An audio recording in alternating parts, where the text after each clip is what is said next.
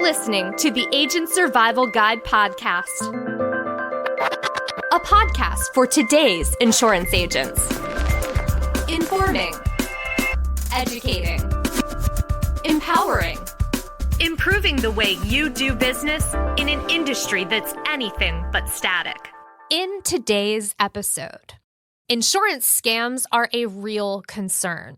Help your clients identify the red flags and steer clear of fraudulent behavior. How to keep clients safe from insurance fraud, written by Cassidy Potts. When your clients are applying for healthcare coverage, the last thing you want is for them to fall victim to fraudulent sales practices. But unfortunately, when the annual enrollment period, or AEP, is in full swing, so are the scams. That's why there's no better time to help your clients protect themselves and learn how to identify potential threats. The first one on our list: unsolicited calls from Medicare representatives. Clients need to be wary of anyone calling and claiming to be a Medicare representative. Cold calling is against the Centers for Medicare and Medicaid Services rules, and they should hang up immediately. Some scammers can even tamper with a caller ID and make it look like the number is coming from a Medicare office. To be safe, your clients should never give any of their information over the phone. It's best to tell them to wait until they have a meeting with you, their current insurance agent. Next thing your clients should be on the lookout for: use of superlatives or time restraints. CMS will endorse endorse a plan, which means a client should never hear that there is a best plan option they need to choose.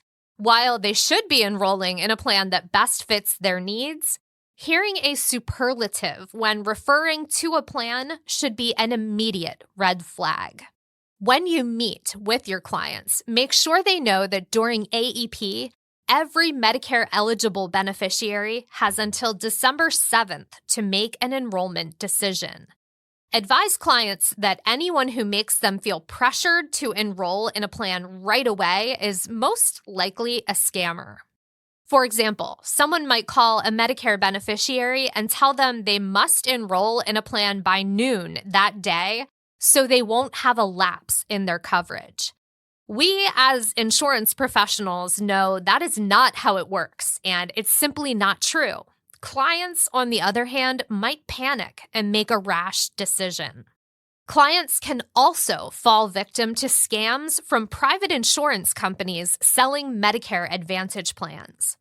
Sometimes these scammers will sell your client a plan that isn't available in their county, leaving them with more out-of-pocket expenses in addition to no medical coverage. A great way to avoid these and other scams is for your clients to be educated. Encourage them to ask you questions about plan options and the enrollment process before they decide to make a purchase.